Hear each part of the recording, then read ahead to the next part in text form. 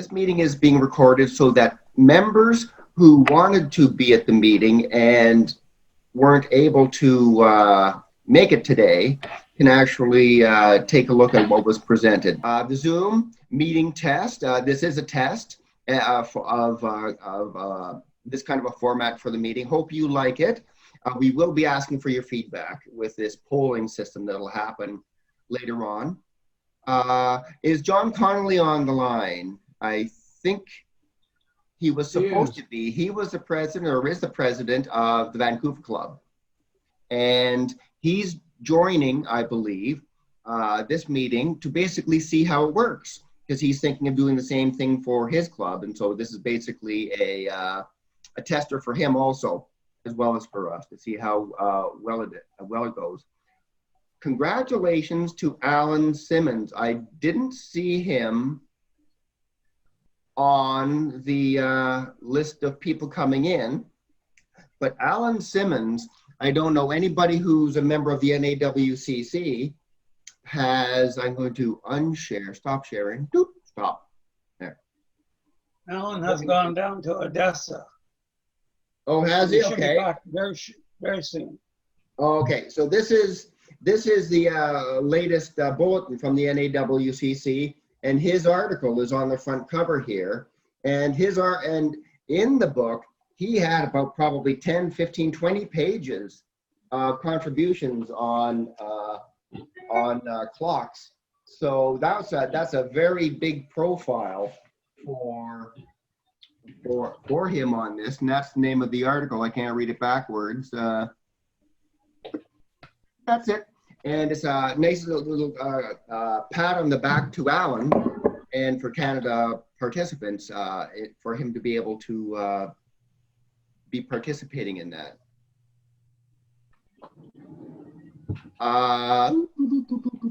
Dues. I know you are all just waiting to find out how much you're going to be charged this year for your membership dues. Because we're not at the Pinecrest Recreation Center, there are no facilities costs that we have to pay. The only thing that we do have to pay is like a Zoom type of an environment, like what we're doing right now, and our exorbitant fees for our executive. But since we're volunteers, there's no fees there. So there will be no dues for 2020. I can hear the cheering in the background. There are enough funds in our bank account to cover any costs that we have, which will be virtually zero. So we thought it makes sense not to have dues this year. Typically coming up in the fall, we would have wine and cheese, but of course with the COVID thing, there will not be a wine and cheese party this year. But I think that's a reasonable thing to expect. Club training, once again, club training is an important part of our socialization in the club and also learning skills, expanding our learning skills. There won't be any club training this year because the facility, the Pinecrest Recreational Center, isn't allowing for that sort of an environment. So once again, there will be no training this year, but as things go to open up down the road, we want to get back into training. So that is an important part of what we do. Our November election is the executive. And for the executive positions, it happens every 2 years. And we have these positions down here. So the president, I'm currently the president, but all positions are open. And what I would like to do is encourage each of you to consider running for a position in the executive, because new blood, new energy, new ideas is extremely important for a club.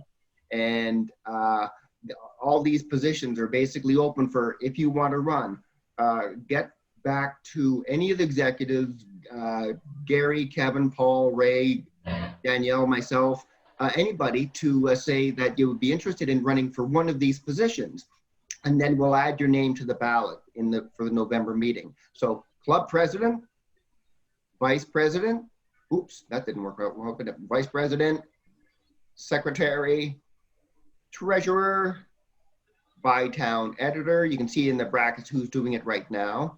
Past president, training. Nobody's there at the moment. Well, I've been doing the training since Dan Hudon has stepped down from doing that. But we'd like to see a head of training to try to coordinate and lead a training strategy for going forward.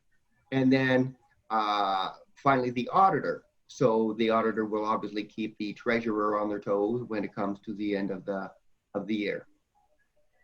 So once again, I would really encourage any of you who are interested in contributing to the Clock Club to consider one of these positions and let us know in the executive, and we can add your name to the ballots for November. Other announcements. Gary, you can unmute yourself. Yes, we're still looking forward to articles from members. We will probably be cutting back our newsletter. We've been producing them monthly since the pandemic.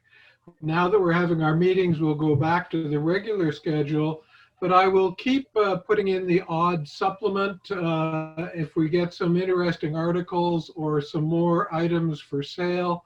I still have a lot of books from Ben Roberts Estates, and some of the better books will be coming up for sale in an October issue. Again, this will be a supplement, not a regular newsletter, which will come out in November. As a second item, Bob Pritzker, who's given 2 talks in our club, has been nominated by the NAWCC to be on the awards committee. And I believe John Connolly, who's listening in, I saw his image there, was on this before. I don't know, John, if you're still on or not, but we certainly welcome a Canadian input to the committee. Actually, Gary, no, I'm not, Gary. I gave up that position. Bob Pritzker is actually the chairman now of the award committee. Excellent. Excellent. Wow. Thanks, John. I'm glad to see you on board here. Thanks, Gary. Good to be here. My next item could Don,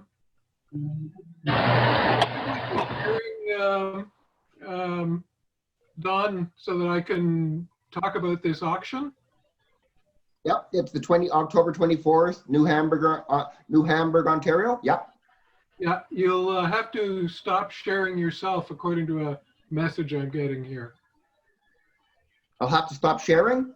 Yeah, it says I cannot start screen share while the other part, there we go.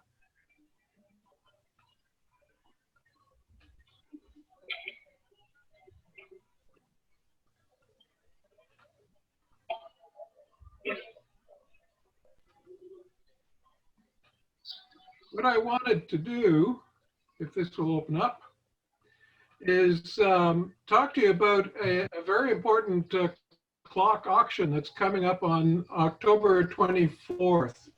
Some of you may remember Dick Worthington, although he did pass away in 1992, so it would be mostly older members who might recall his presence. Dick was actually a founding member of the Ottawa Valley Watch and Clock Club, and he was one of the leaders in getting us chapter status in 1979. Subsequent to that, he became the first president of the chapter. He was an avid clock collector. His primary focus was early American shelf clocks, and he was well remembered and recognized in the field at the time, giving talks to many different chapters. He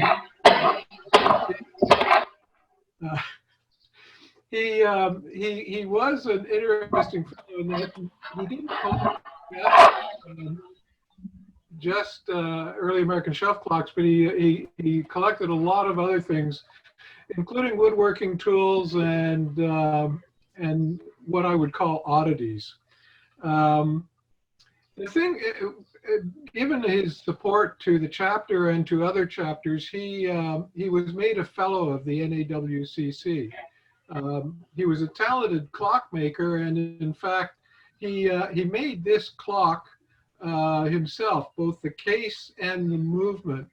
He was going to make one for each member of his family, but he passed away, unfortunately, before he could complete that.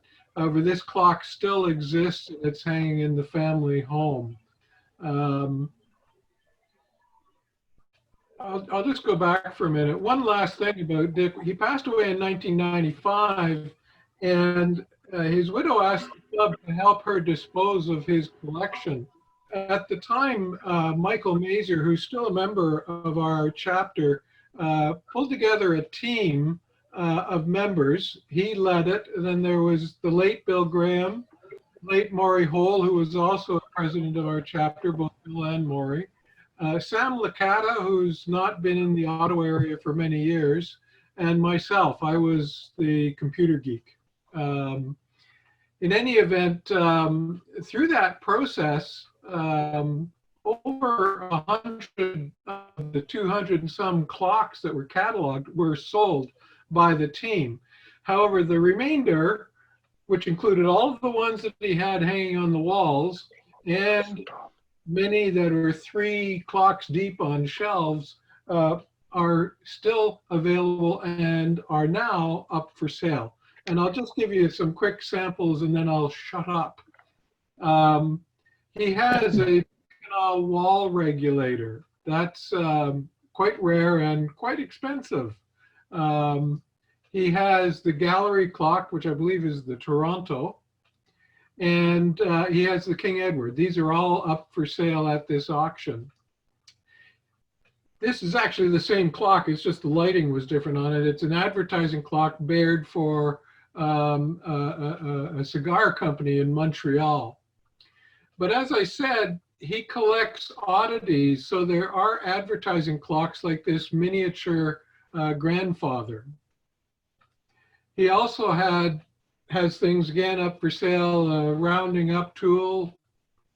And this is really interesting, a planetarium, Lang's planetarium that's made by the Trippensea manufacturing company.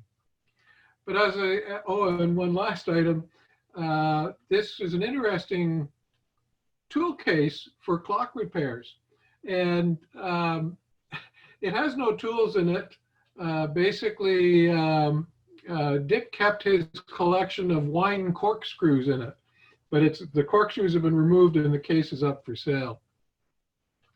But as I mentioned, there are numerous early American shelf clocks in the collection that are up for sale at this auction, and some of them are absolutely gorgeous.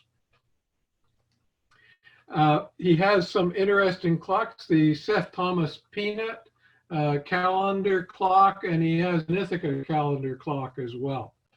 So hopefully, having tempted you, here's some details on the auction.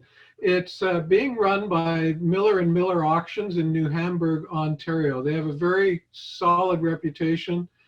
Alan Simmons has been to a number of their auctions and added to his museum from that. The date is October 24th, and you can do bidding through millerandmillerauctions.com, liveauctioneers.com, and Miller has an app as well.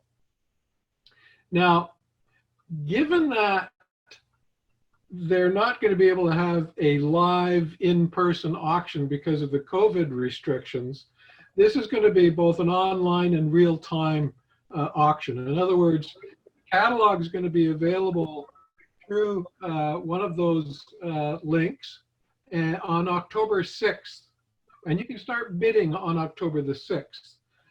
You can put in a maximum, but again, there will be increments just like there are on eBay purchases.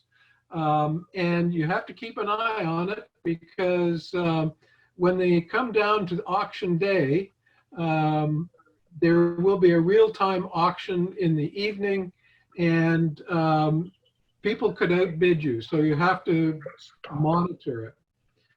So in any event, as I said, there's at least 110 clocks from Dick's collection. He has antique beer trays. He's got a trade generator, an early trade generator from a bar somewhere in England. All sorts of very interesting things, some World War II German Army helmets, barometers, and so on. So it's a fascinating auction and well worth getting onto one of those links and checking out what's there. I will send out via our good friend Paul Sonicson a notice later on with more details, and I hope you will look on it and find something of interest. In any event, that's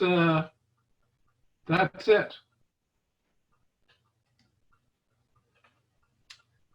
Back to you, Don.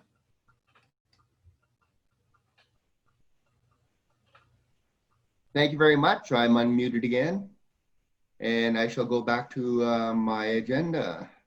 I have to hide some things there. Right now, we're 17 minutes early, but that's okay.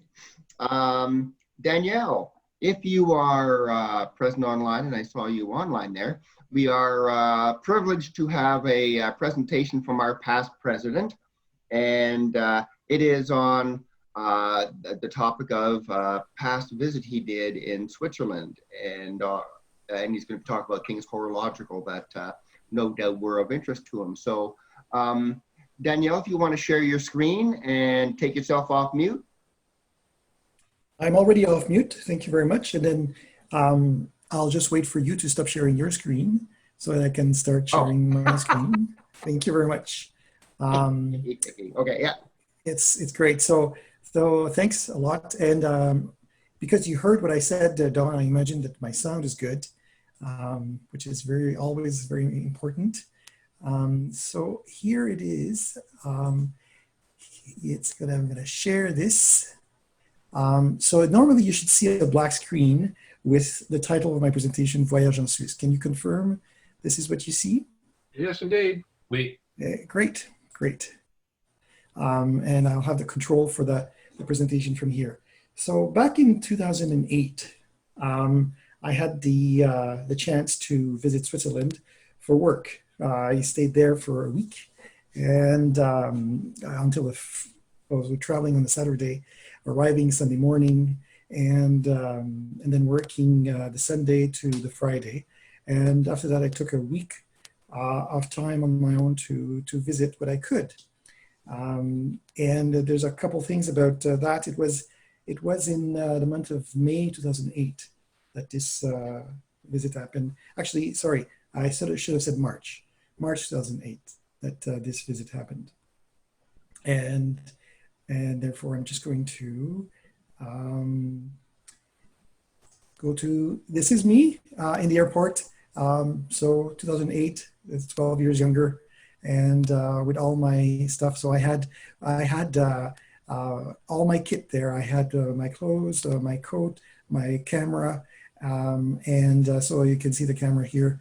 And I had my documents for the meeting and my travel case. So I had all of this to spend 2 weeks, including my work and for my visit. So I was lugging this everywhere, and it did work pretty well. The weather was inclement, but I was well prepared. I had a good coat, and my jacket, my formal jacket, was under my raincoat when it was cold. So it just helped to minimize the amount of clothes that you have to carry, to be wearing a business suit for a week and a change of clothes, and then go on a 1 week of vacation. This is Geneva. It's a beautiful, this is a photo of a photo to see. You see the water jet that is permanently in the marina of Geneva when it's not the winter. And that's where I went for work. I went to Geneva for work.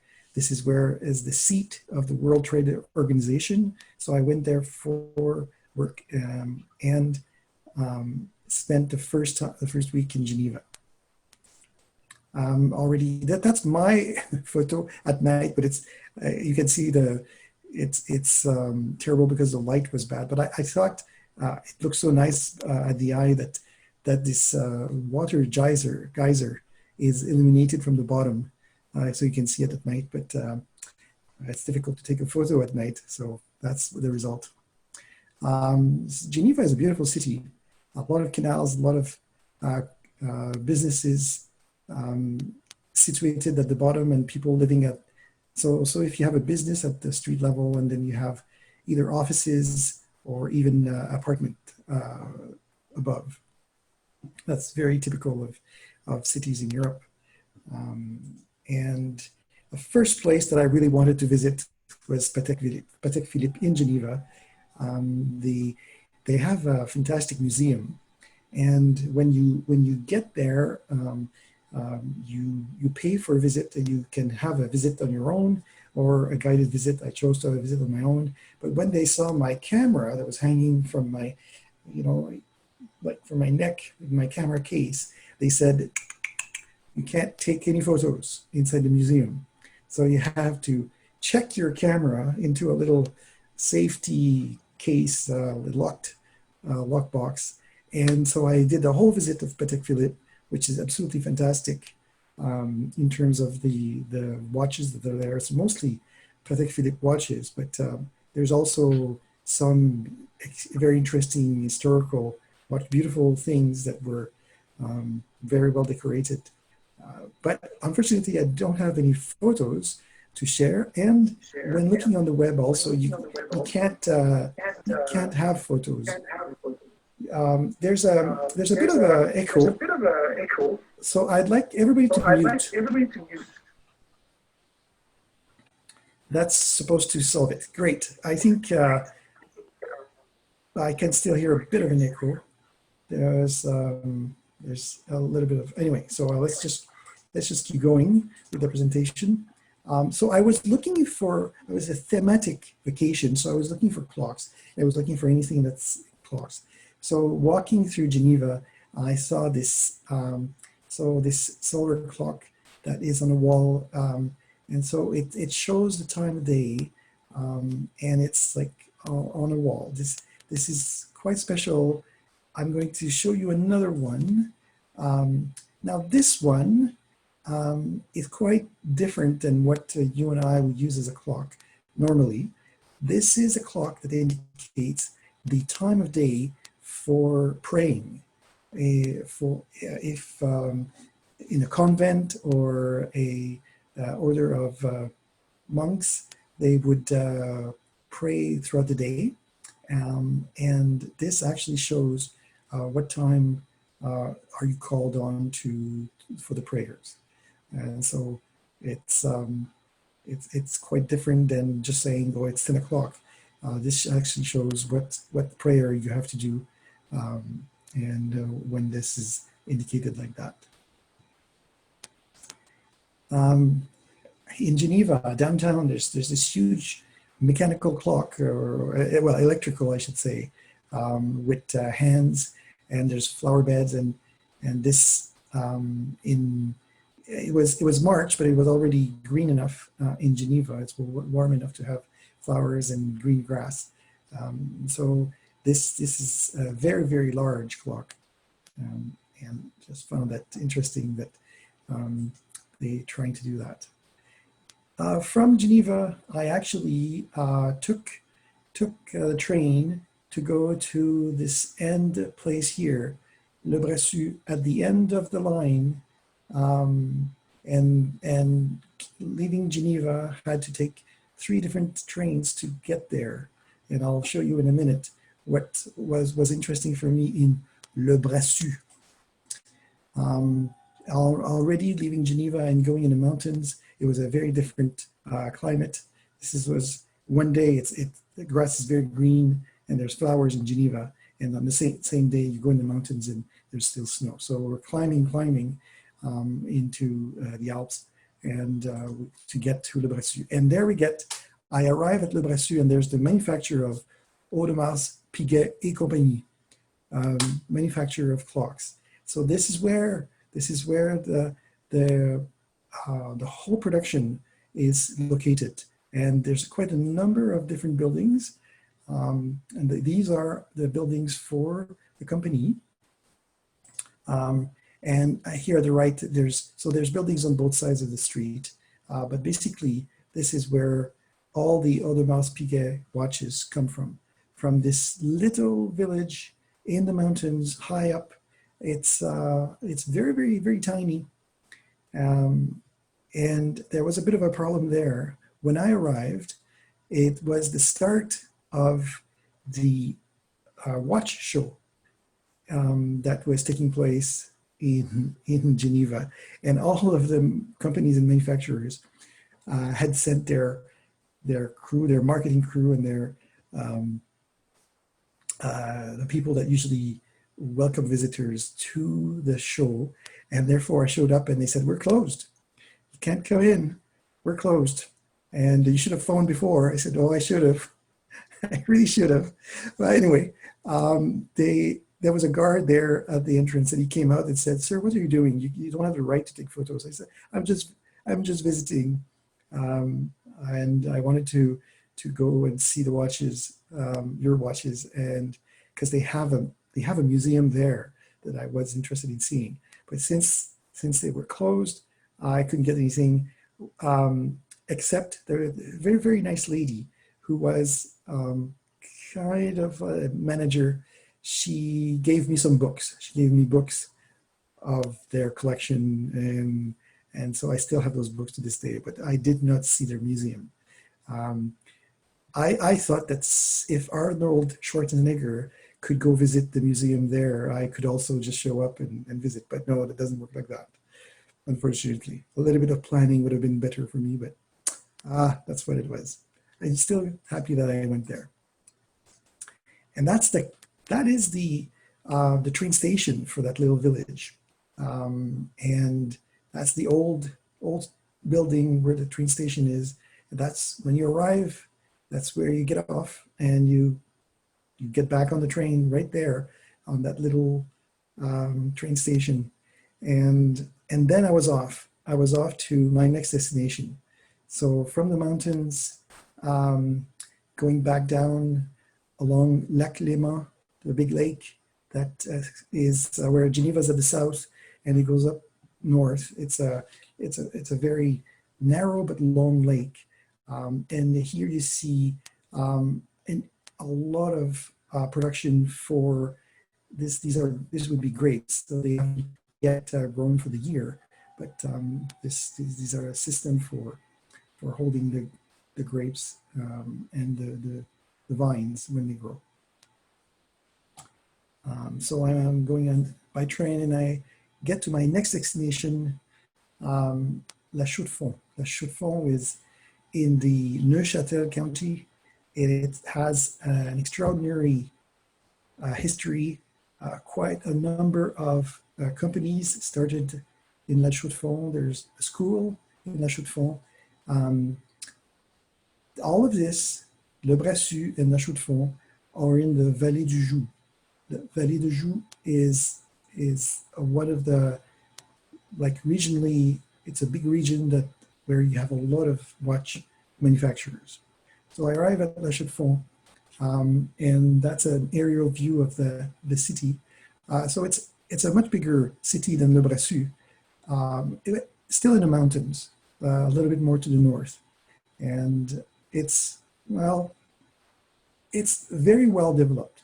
And this is where in La Chaux-de-Fonds that I went to visit the International Museum of Horology.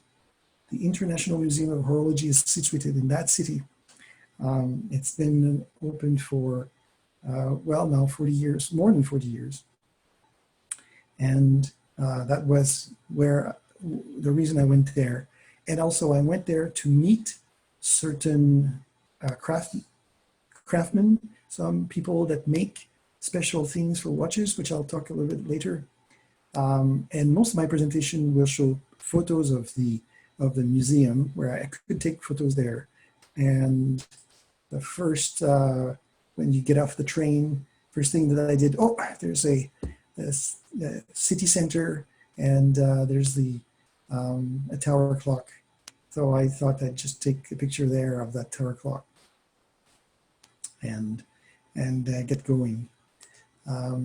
So believe it or not, so you enter the International Museum of Horology, and what you see there is this extremely complex mechanical clock that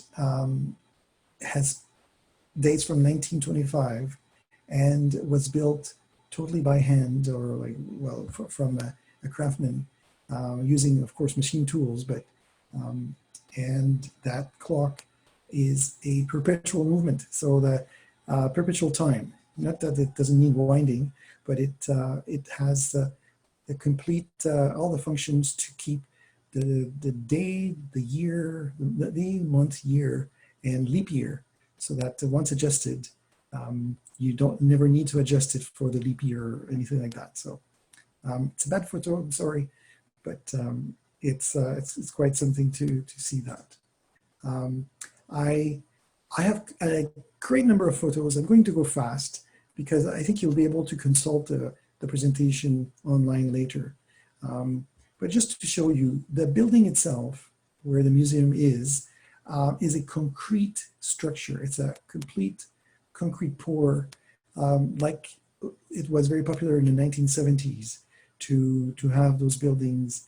So the whole structure, the walls are made of concrete, and you go in there, and then just behind on the left, you enter, and you start seeing the exhibitions. The exhibition that was there when I visited were clocks and watchmaker tools.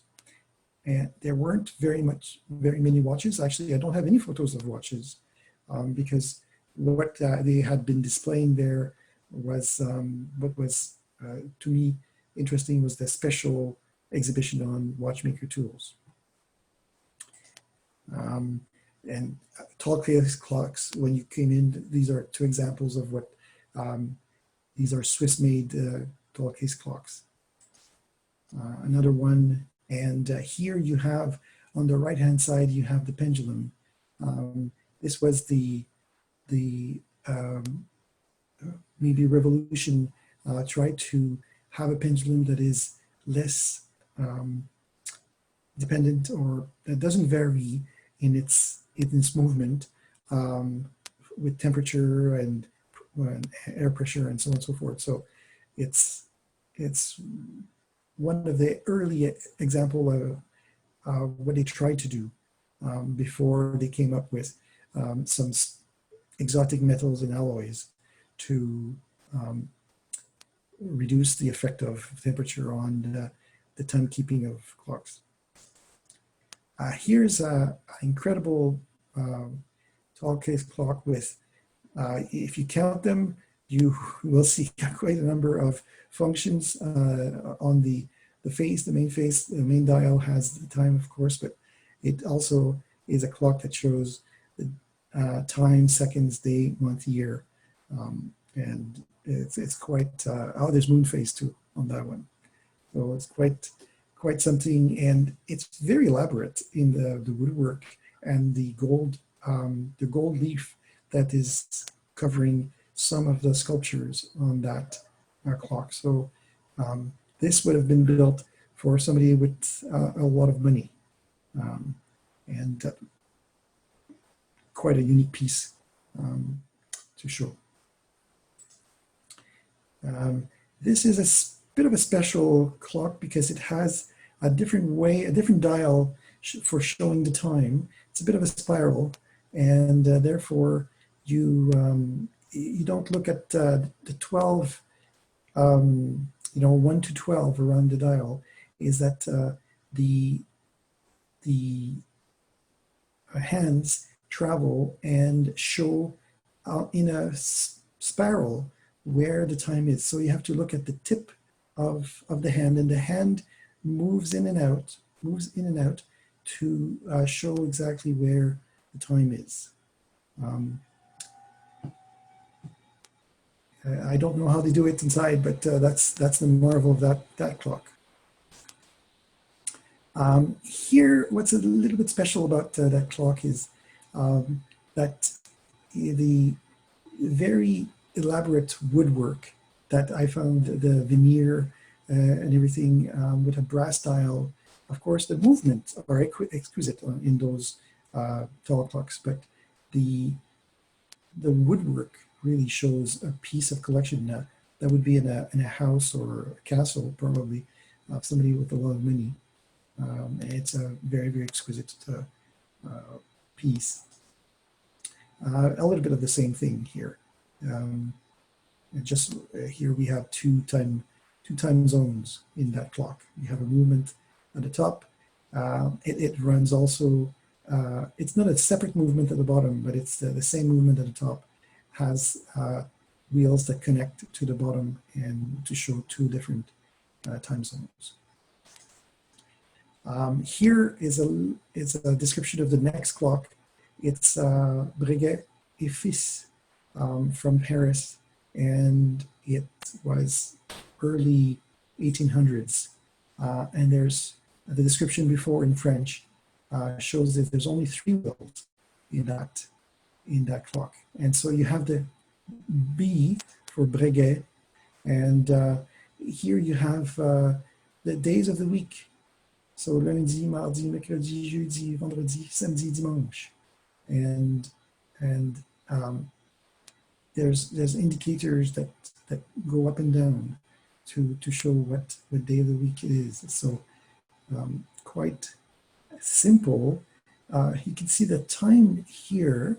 So instead of having the fixed numbers, it's the whole dial that turns to show what time it is. So it's quite something to have that like that. Of course, if one wanted to build this, it would take a lot of work. So this may be a unique piece again. This is another Breguet, finished in 1868, and that is what's called a Ponzula Diapazon, which is a sound. Diapason is a tuning fork. So this is the tuning fork here, and it's not really for music, but it actually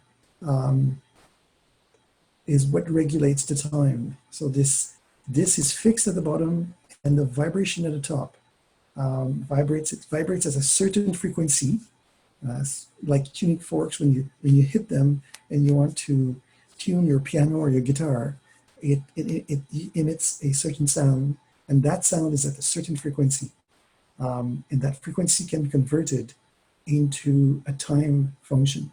So modern day quartz watches vibrate, so the quartz vibrates at a certain frequency, and that's how it's very precise. And that was a first attempt at having some kind of vibrating mechanism to run this clock. I was absolutely fascinated with the fact that there's a tuning fork there, and that's how the clock is regulated, or is knows what time to advance. I cannot explain the internal mechanisms. They don't explain it to you. Maybe a research online would help, but I didn't research everything about these clocks. It would take too much time to explain, but I'm just giving the highlights here. So here's another Breguet with a clock that can sound the seconds and minutes, and whenever you want, it can sound seconds and minutes. And there's a regulator at the top here under this dome, which turns. And whenever you want, you press on the little lever here, and it'll tell you what the time is by ringing the hour, seconds, and minutes.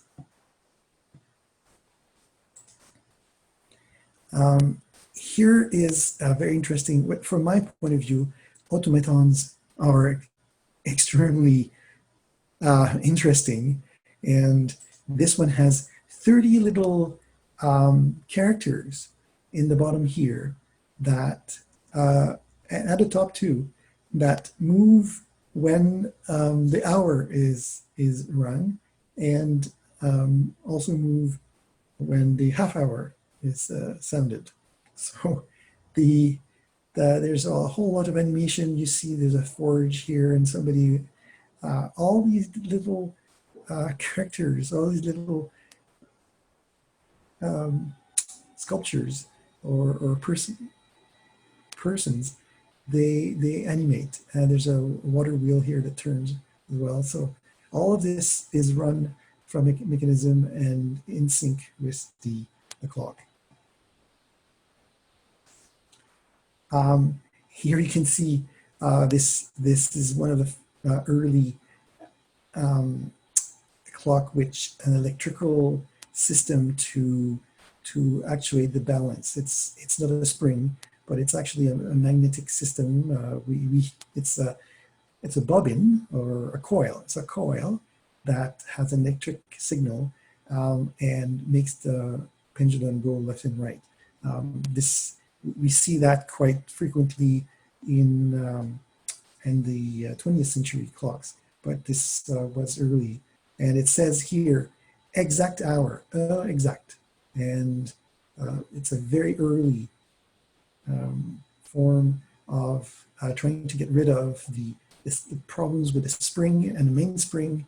And when it is when it's wound fully and at the end, when it doesn't have enough power, this is an example of using electricity to always regulate the movement of the pendulum. Another one, using electric impulses to move the pendulum. And finally, another more recent. You can see that the change, this in the case has kind of, the case and the dial, I guess, are older. Here, you can't really tell, it's maybe the same time, but clearly an aluminum case with a faux glass and a very different, very kind of modern looking dial. This is a more recent version of that. And here we go into the exhibit for the watchmaker tools. And this is a little little reproduction of a watchmaker tool bench, or the watchmaker at the bench, and with his lathe and tools making parts. In Switzerland, a lot of the parts were made by farmers in the winter, and they would make parts during the winter, and they wouldn't work on making watches or clocks in the summer. They would be farming. And so typically, this would be a very well-equipped, actually, watchmaker, because most farmers may not have had a watchmaker bench in the lathe. A lot of them would have had been working from the kitchen table with a vise that is not permanently attached to the table, but would be clamped to the table, and using files in hand tools to make parts rather than a lathe. So here we have another photo of maybe in a more elaborate place where you could have 3 watchmakers sitting around a table, sharing a lamp, sharing tools maybe, and working in a very limited space. So you might have 3 people. You see how the watchmaker can, this round part, the watchmaker can get its whole body to be closer to the table and have the elbows rest like that, and work on parts.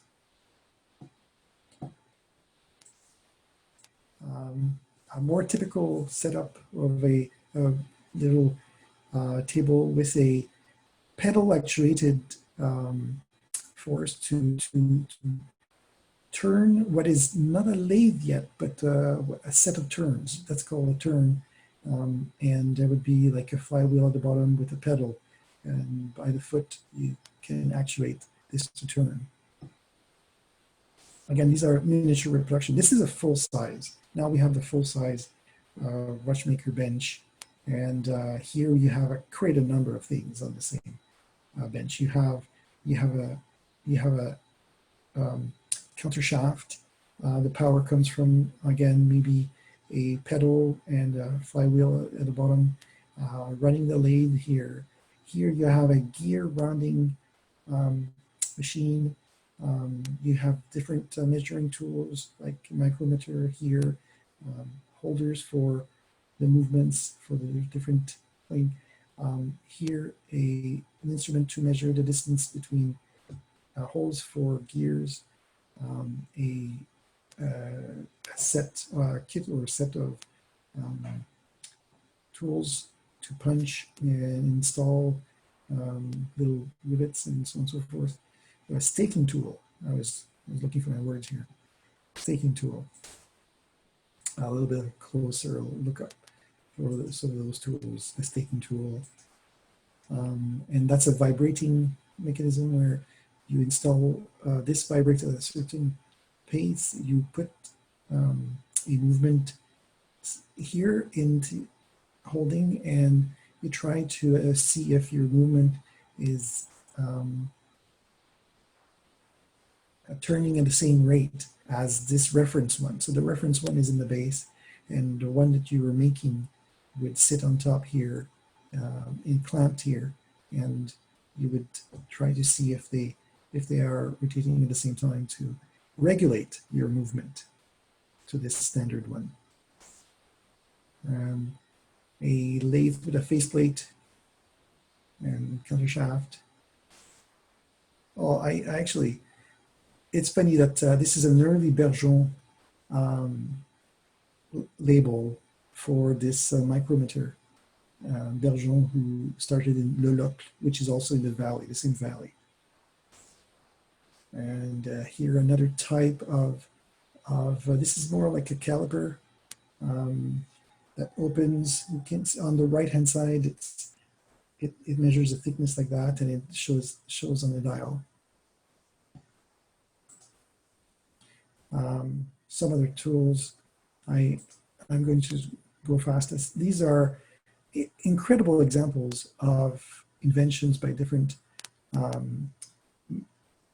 watchmakers for smoothing, or this is actually a dividing tool to divide a piece into many different teeth. So you have at the bottom here, each row is a certain number of holes, and when you want to have 45 teeth or 60 teeth, you would mount the gear at the top, and you would be cutting and turning each tooth one at a time, and turning it so that you have the number of teeth that you have set according to which row of the circle that you chose at the beginning. Another example of a gear turning, that's a dividing machine for cutting gears and pinions. Another one for cutting gears and pinions a little bit earlier. Here it's a little bit of a, to cut some of the gears. Here, a little bit bigger one. This has a big handle to cut larger wheels for clocks. Again, this is a clock cutting, gear cutting machine. Now this is different, a lathe for those that install stones. So you see a little drawing on the right, you have your stone here in red, your ruby, which is, and then so these are the different steps in drilling the first hole in this at the very center, then enlarging it, making it large even more, cutting 2 grooves here on the sides, 2 little V's, putting the stone in, and then bending those little lips at the end to install the stone into the main plate. So that's all of these, the hole and the cutting is all done on this machine. Another one of those little machines to cut the space for installing stones. So, well, I say stones, but everybody knows that it's rubies I'm talking about. The same thing again. This one I have with a faceplate on the right, and the handle here is turned by the left hand, and the watchmaker would have a handheld cutter here.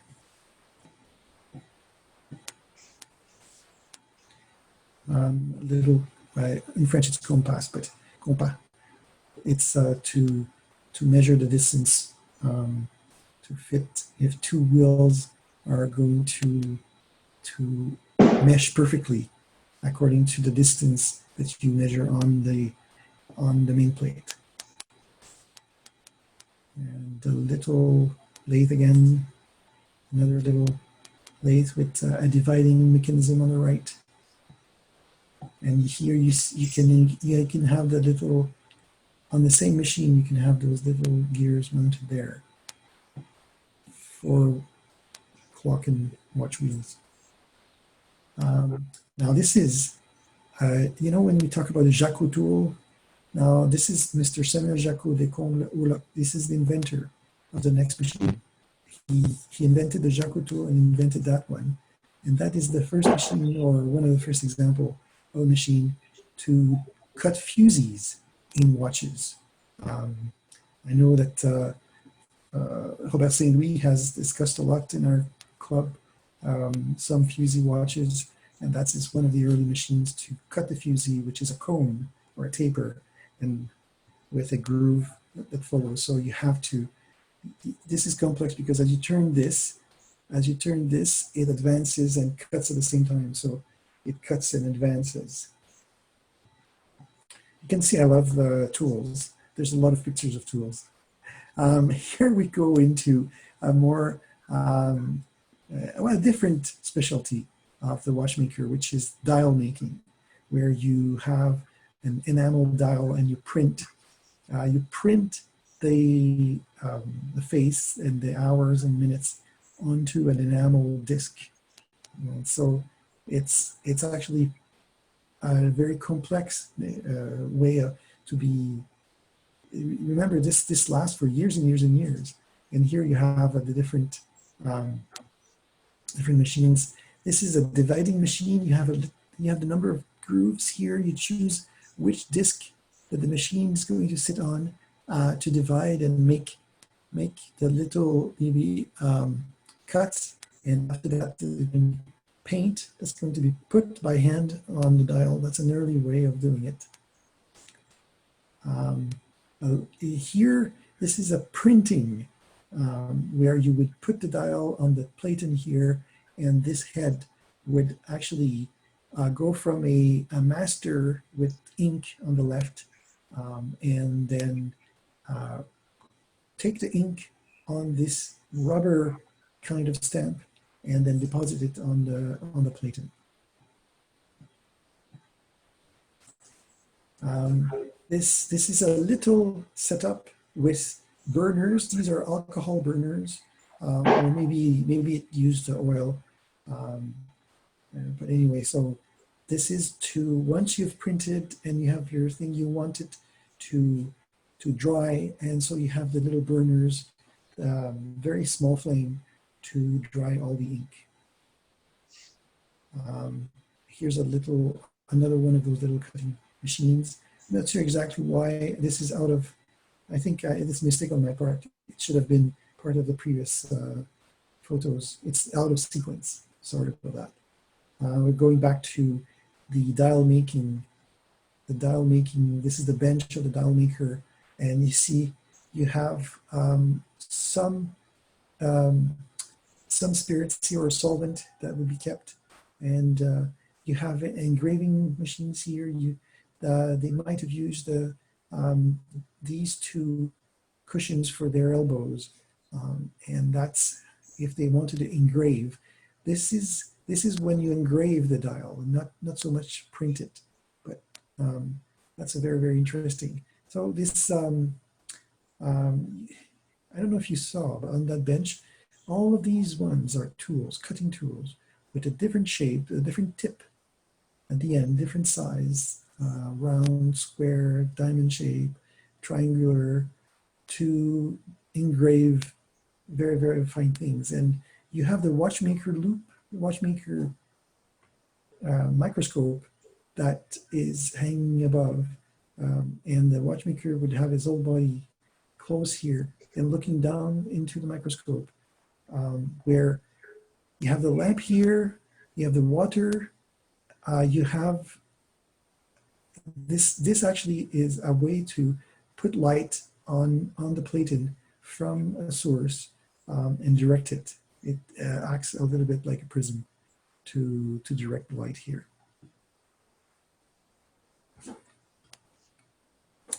Here we arrive at an extraordinary Swiss invention. To this day, this is still called a Swiss turning machine or Swiss screw machine. And this is a fully automated machine to make screws one after the other. You feed raw bar on the left, and the machine works completely automatically once it's set up properly and all adjusted to cut one screw after the other. And this is the company Tornos. Tornos is still in business today and makes CNC, computer numerically controlled machines. But this is an example that is absolutely 100% mechanical to make screws. You have all of these cutters here that would come in one after the other to do a different task. And all of this is controlled out of a sequence. So the bar is fed through, it's measured to length, it's cut to the right length, and all the operations are done by one of those cutters, one after the other, sometimes maybe two cutters at the same time. You have micrometers here to adjust the depth of each cutter that goes in, and at the end, what you have is a screw, and a screw that, see, like there's those little screws that it makes here are, you need a little magnifying glass to see those little screws for watches.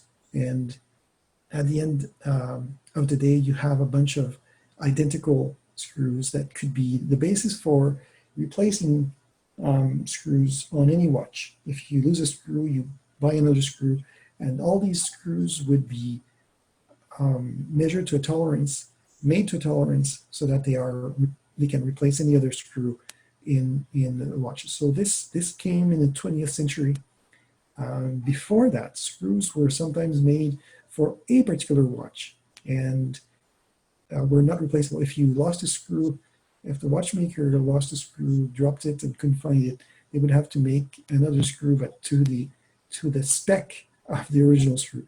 But these ones, this is a machine that made identical screws that could be replaced. That's the basis of the replacement parts.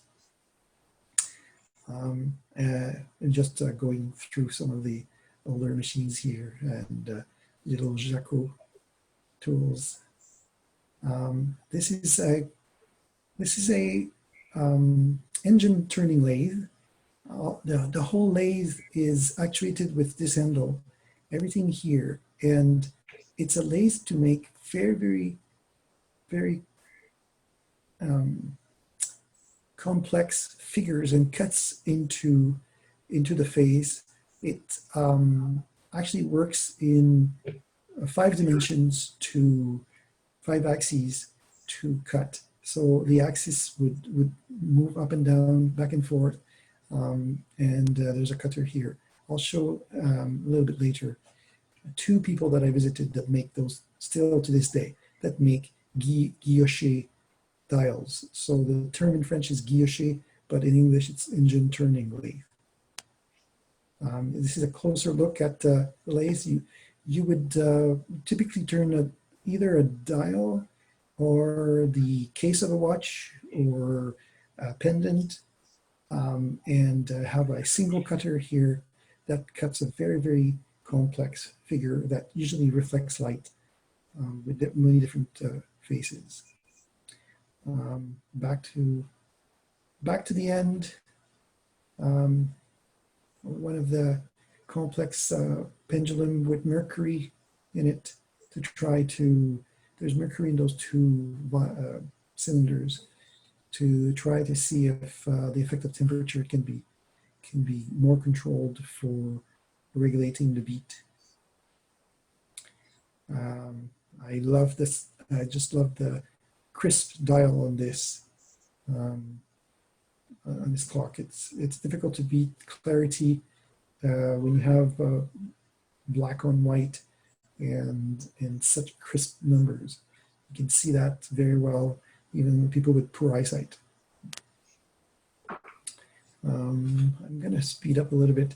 This is a balance wheel, an escapement, and an escapement for demonstration, like in a school, to teach students how the escapement wheel works. This is a very large example. It's a table size example of this for schools. And at the end, you see the museum itself has a shop.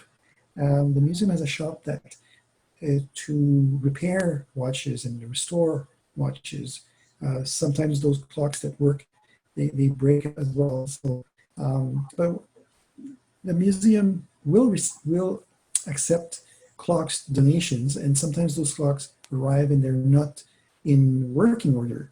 So there are watchmakers working at a museum to restore unique pieces. Of course, they can't do everything, but so these are modern machines used in the clock and watch shop at the museum to repair and restore watches. So this is a little milling machine, Fellman. This is a Schaublin lathe, number 70. This has 70 millimeters turning height, and the motor and the bench of the watchmaker. And here we arrive at the end, and it's a little bit of a story. This is a donation, something that was made, handmade and donated to the museum, and it was, no, sorry, they say it was bought. So this was bought. So it's called Chronolia because it's a detent escapement, and it's a lyre, has the shape of a lyre, which is a musical instrument. Chronolia, La Chaux-de-Fonds, 020. First example of 20, made by hand specially. I mentioned to you the engine turning lathe. I actually visited this gentleman, Georges Brodbeck, who spent his whole career in the watchmaking. He worked in Switzerland and Malaysia when watchmaking moved to Asia, and parts were made in Asia. And now he runs the shop and has the most unique collection in the world of those machines to make guillochage. And he has about 5 of those. He's set them up with modern microscopes and lighting systems. This is just a power supply for LEDs so that he sees the work very clearly. This is a machine that moves up and down. At the back here, you see a little bit of another machine. This is one of those machines. There's a special cup here for the watchmaker to put their right elbow and the right hand and the thumb press on that part here. So it's the thumb that presses that is controlling the depth of the cut. It's quite something. Here's another machine. Here you can have a very complex image mounted as a template, and this machine will reproduce this into a smaller dial. So the template here, they have many different templates that are sculpted, or maybe there's a sculptor that makes a negative of that, and then it's cast in bronze, most likely, and then this is used to as a master to cut that image onto a very small dial. And he found those machines usually in very dire state and restored them. He has probably the nicest collection of those machines. One of them comes from Patek Philippe. They let it go years ago, and they've been trying to buy it back from Mr. Budbeck, but he hasn't sold them yet, to my knowledge. To my knowledge, that's some of the machines in his shop. This is a little jig bore, Hauser jig bore, and a little tool to sharpen the cutting. So this is to set the angle left and right and front and back over a little stone to very sharpen the tip of that cutting tool. And when I said this is when he was trying his machine, adjusting his machine for the guillotine. There's a little bit of a dial here, and you see, which is a crisscross pattern. And so I was lucky to be able to visit Mr. Budbeck. This is another shop, a different place with two brothers that also do special dials, and those dials are for watches that are usually custom made for clients or the big companies, and that's all they do. That's all they do all day. They cut those dials into brass, and here is again showing me how he works. The left hand turning the hand wheel, and the right hand pushing on the cutter to cut the dial. So that's the end of my presentation. Back to Geneva by train, and then to head to the airport. This is the morning that I left, heading to the airport. So that's that. That's my presentation. I know it was long, but it was such a very extraordinary trip for me. It was 1 week, and I have 300 photos. I just showed 100 of them, but I have actually 300 photos of that visit. Thank you very much. Right on. Thank you very much for that presentation. We have an opportunity for people to use their chat bars and post any questions on the chat. We have some comments from Robert identifying fascinating machines with the Swiss are obviously masters at creating. I always wondered how they made those tiny watch screws 100 and 150 years ago or more. It's true. If anybody has any questions, you can please post them now in on the chat line.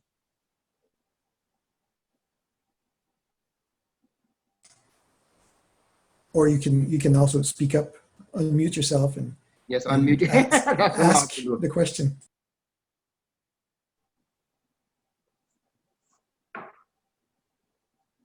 Hi, Danielle. It's Tom Deeb. I noted earlier in the year, when I was in my online version of the New York Times, there were sort of advertisements of Admar Puget have a new museum, which they have set up, and apparently they took a lot of it's quite a remarkable design, because I think it looks a bit like the Guggenheim in that it's circular, but from the top it looks like a watch spring. So I guess that's the new museum there. And also Bulava's Accutron actually used the tuning fork as part of that. And I was looking at an article, and it references the specific clock that you were showing in your presentation.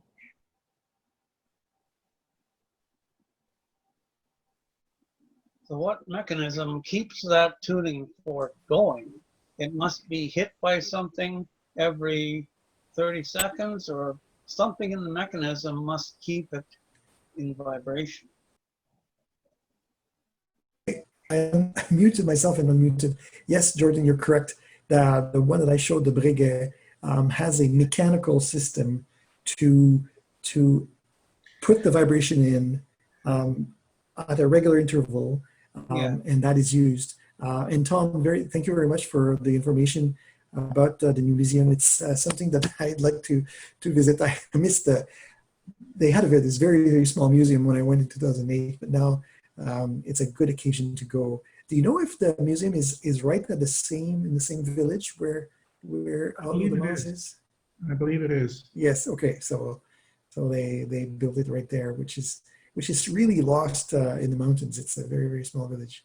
I sent you an email with a link to the New York Times presentation. Thank you very much. Thank you. Very nice of you. Any other questions or comments? I was always fascinated by, especially with your photographs there, how the earlier tools were almost like works of art themselves, because you saw how highly polished they made I guess it was probably brass, the brass instruments, and it's actually quite impressive when you see them there. They must have been obviously tools that were highly they took a lot of pride in. Yes, very true, Don. They spent a lot of time trying to design and build this, many iterations maybe, and at the end, they made something that was meant to last. The idea at the time is not to build a machine that has, after 10 years, that's going to fail, but build a machine that is still working today after 200 years. Yeah. That's amazing. I was surprised to see the really decorative addition onto that depthing tool, that there were several steps that were filed into it. That's the only one like that I've ever seen that actually they put the time into embellishing it with stuff. Yeah, and I guess that's why it made it to the museum, right?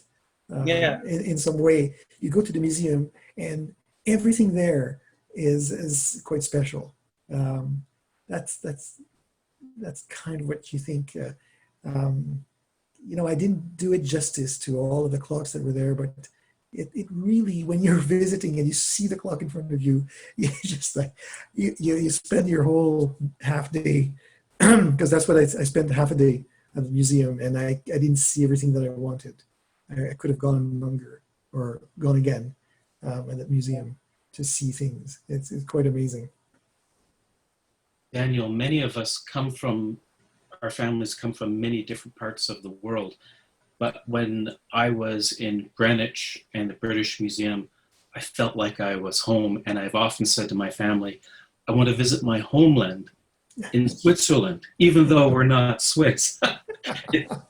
Sometimes you come to these places and there's an emotional and a historic attachment. Did you feel that?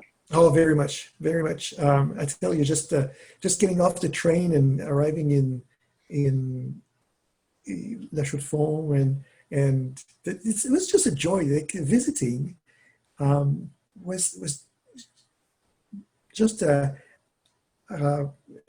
constant senses. My senses, the sight and just the thinking how things were made and how beautiful things are. Constant stimulation when I was in that museum. It's amazing.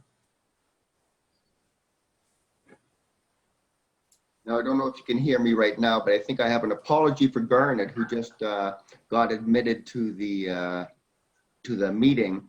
I've been keeping an eye on who was wanting to join the meeting, and for some reason, Garnet, I guess you must have been after about 20 to 2. So I didn't see you joining there. So welcome to the meeting. Yep, you're okay. And any other questions? Just unmute yourself.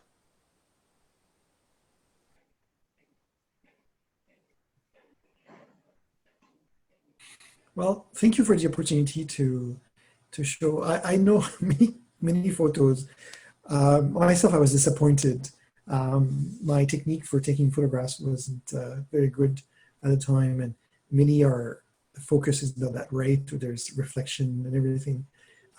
For me, I wasn't trying to do a professional job of photographing, but it was more to reminisce about this trip and keep some good, It was greatly. remind myself about the trip. Yeah.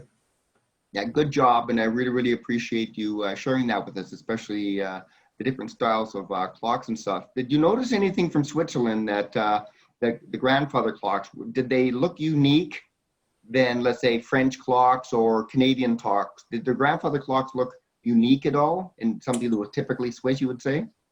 Yeah, it's a good question, Don, because what I saw there, the Swiss ones, they all seem to be very elaborate, very beautiful, all very intricate and beautiful.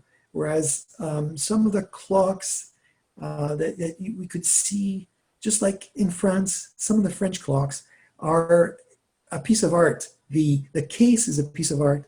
Well, I also saw that in Switzerland. There was a lot of where the piece itself is beautiful to look at. It gives you time. It's utilitarian. But in addition, there's a lot of craftsmanship. There's a lot of work to make it look extremely beautiful. The woodwork is great, and the sculptures and everything. It's quite something. Excellent, thank you. I'm just going to launch the polling app. So each of you should probably be getting that. You don't have to do it right now, but do it before you sign out. There'll be two questions for you. And the first one is, how did you find the quality of your Zoom experience? And then the other one is, given your experience, would you look forward to a November club meeting using Zoom? So that's a polling option that's going on right now. You can sort of deal with that in the background. I'm going to share my screen again, the way you do. And my internet connection is unstable, so that's always exciting. So yeah, thank you very much for that presentation. We have a time for show and tell. Did anybody have anything that they want to contribute for the show and tell?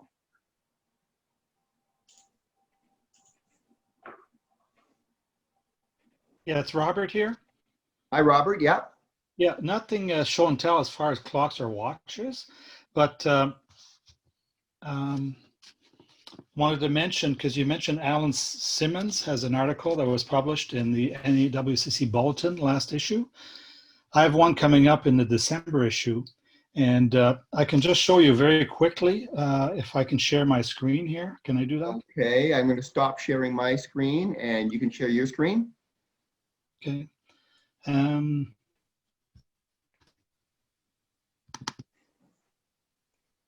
You guys see that? Yep. Yeah, good. Okay, so this is I guess the print ready version that I was sent just this week of the article that I wrote. So you know my infatuation with French watchmakers from the early 1700s. So this is a movement that I acquired last fall, I think, from a collector in Europe, and it's signed Pierre Leroy. Who is Pierre Leroy? Well, his brother is the very famous Julien Leroy. If some of you know anything about French horology, Julien Leroy is one of the chief watch and clockmakers there of the early part of the 18th century. Pierre Leroy is actually his brother. His name was actually Pierre-François Leroy, as I discovered. Julien Leroy also had a son called Pierre Leroy, who was very famous in his own regard. He made marine clocks and so on and so forth. And so the two of them often get confused, but Pierre-François Leroy, the brother of Julien Leroy, is mostly completely ignored by history of horology. So I took it upon myself, as I did with Caron, to kind of describe his life as much as I could. And so this is the article there that those of you who are subscribed to the NEWCC will see in your next issue of the December issue. There's a Pierre Leroy here, Julien's son. This article was a hell of a lot of work. I'm not sure I'd do that again, but hopefully the readers of the of the bulletin will appreciate it and not be bored by it, because I put a lot of work into that. And I could possibly at a future meeting turn it into a bit of a presentation if there's interest in that. So I just wanted to show you that. I'm going to stop my share right now. Thank you so much for that. Anybody else have a show and tell or something to contribute?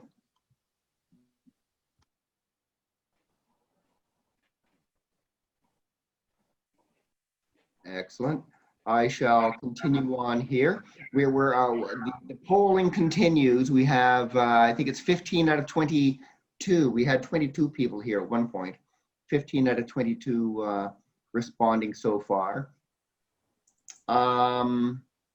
So we come to the point of the meeting where it's, instead of what am I, it's how much am I?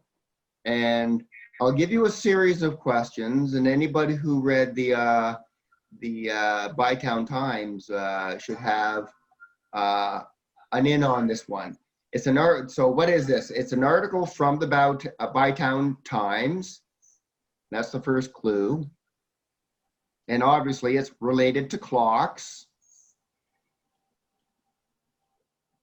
If anybody has an idea of what it is, put yourself on unmute and shout out. It's also related to advertising.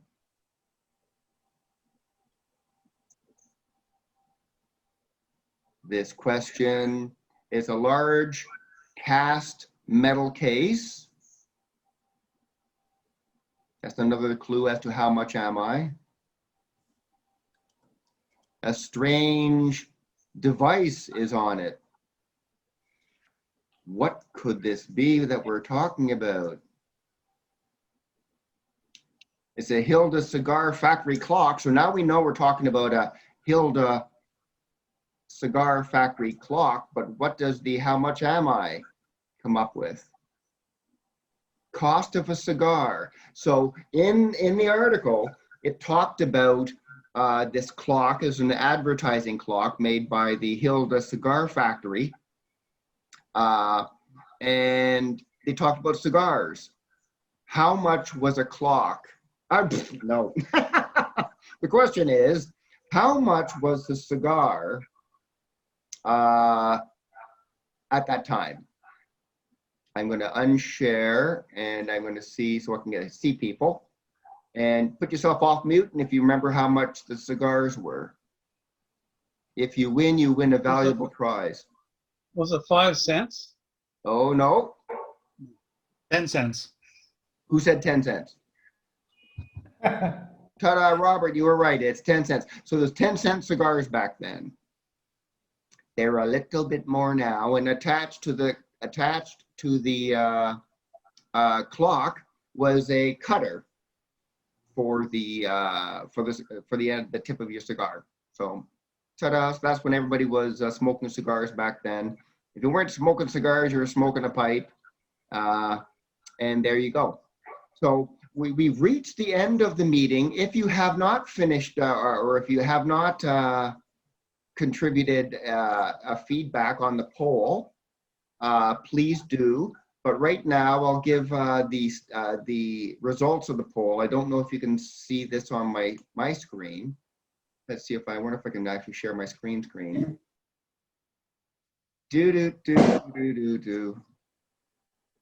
I don't seem to share screen. There it is. The screen. Don, could you put that up on my screen again? I lost that.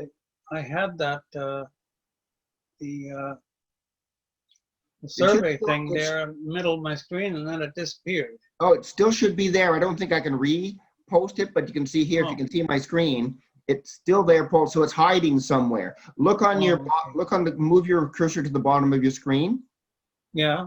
And it should be able to pop up there somewhere. Can't see anything there. I've got that bar across the bottom. Yeah, the bar across the bottom is something there. Oh, here's one that says polls. Poll, yep, hit the poll. Ah, there I got it. That's it. Okay. So I'll just go ahead and do this now. Fill it in right now and we'll all see what you voted. I'm quite happy. So Okay. I'll just get you to put the answers in. Oh, I can't do There it. we go. So there. Okay, I've submitted it. Excellent. Okay. So excellent as an experience. It was 38% said the experience was excellent. 63% said good. Nobody said fair, bad. Issues, video, nobody. Audio, nobody. One person said logging in. And one person. And that could have been as a result of me because I didn't see their entering into the pool. I was keeping an eye on the top of my screen because the pop-out menus would come up when somebody's trying to log in. And my apologies for that one. So this would suggest it was a good experience. If I scroll down, you look at, given your experience, would you look forward to a November club meeting using Zoom? And 100% yes. So that's, I think, a resounding success for the Zoom experience. So please do keep an eye out for upcoming announcements for the November meeting. But the one thing I would like to, stop share. The one thing that I would like to mention though, is that you should have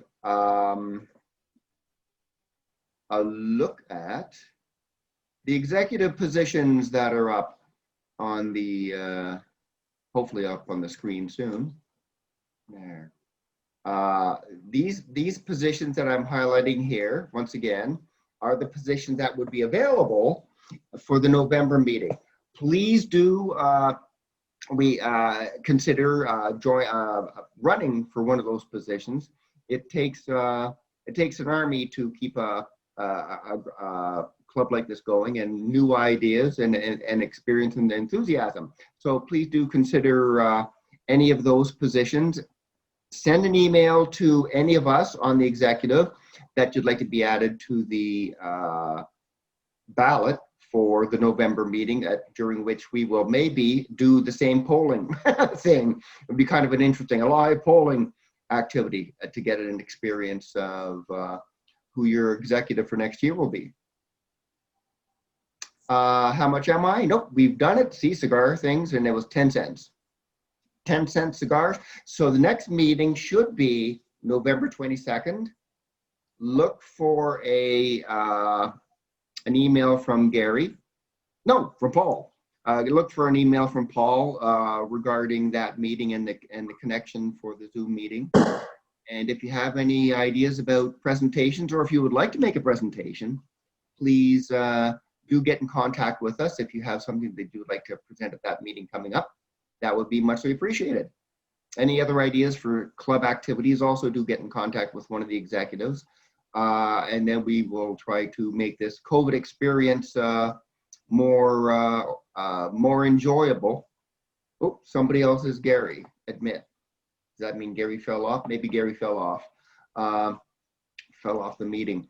So any other comments from anybody else? That's Robert here, just briefly, Don. In some of the NAWCC traffic that I see online, and maybe it's not surprising, but it seems that, especially in the southern US, I seem to detect that some of the activities of the clubs are starting to occur again, and maybe some of them never stopped.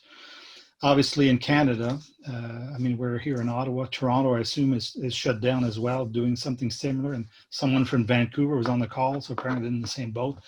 So we're more precautious, obviously, than some of our neighbors down south.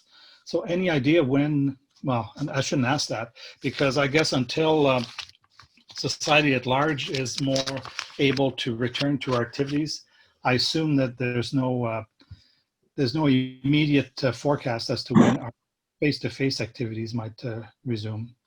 No, that would really relate to one thing, being the Nepean Recreation Center opening up. But the other thing is, what we can do is, if you saw in the Bytown Times, Gary's newsletter, we did have three of us, Paul, myself, and Kevin West, did get together to repair a clock, and this was at Paul's place. Now, we all wore masks. If people are interested in get-togethers like that, that's perfectly fine as long as you're doing something that is kind of socially acceptable. So that'd be wearing a mask and these sorts of things. We're trying to figure out things such as training. Can we start another training thing but fewer people? Because we had a good training session last year, and maybe there's a way of doing training but with masks on and with desks or tables that are at least 2 yards or 2 meters, 2 yards, yeah, 2 yards or 2 meters apart, these sorts of things. And so that's something that definitely would be worthwhile looking into. And if anybody has any ideas on that, please do share with us, because maybe that could be, in the meantime, in somebody's workshop or something like that, where you're able to do some sort of distancing. And, you know, Paul had the cluster workshops in the past where we had specialty topics, and somebody was interested in, for example, how to make an escapement something or other. And so they showed us how to do that. And so there could be specialty workshops that we have, and then you send out an email. Paul would send out an email to the club members, and then we'd find out how many people were interested in attending that. And then if it's doable in somebody's workshop, then we'd do something like that.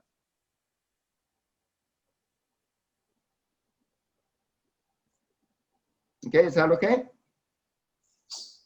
Sounds good to me. Yeah. So do send your updates and your feedback to everybody on the in the club through Paul. So contact Paul if you have any ideas, and then Paul will get back to everybody in the club with regards to any interest groups that people would like to participate in. Next time you decide to rip a clock apart, can I come? Sure. Yeah. We'll if there's something like that going on, we'll send it out to as an invitation to the club. Yeah. And sometimes we even put the clocks back together again too.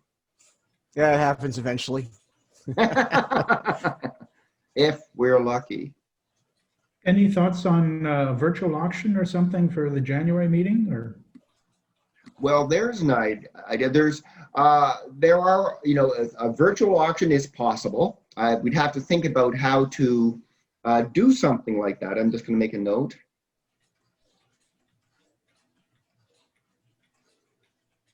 In January.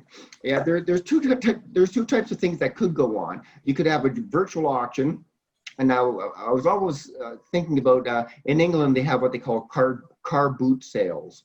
It's basically it's a garage sale, but out of the back of your car. And so you go to some place that's mutually, a large field somewhere. And then you just back up all your cars there, and you open up the trunk, and then you might have something there that would be sellable. might be visited by the in OPP. January, that's hard. What's that? I say you might be visited by the OPP because they've had several sort of car gatherings in Southern Ontario, which over the past few weeks, which have been broken up by the OPP. But are they alcohol-based or are they sales-based? No, it's just people getting together. Oh, okay. They don't care if you're selling anything. If there's more than 10 of you, you're committing treason. Aha. And they might spank you. It's true. Yeah, so it gets really hard when it comes to stuff like this as to how to do. So the virtual is a possibility. We'd have to figure out how to do that, but I guess we'll look into that and then get back to you later. Just a quick idea on that. My girlfriend lives in my neighborhood, and there's a Facebook group here, and I never get on there, but apparently it's people saying, free to give away. You know, I've got a dresser or something, come and pick it up, email me if you want it. And then they basically put it outside, and then people can pick it up. So this is obviously if people wanted to give stuff away, but generally people want a bit of money for what they're making available to other members. but there might be something like that through you, because we have a Facebook site, don't we, somewhere?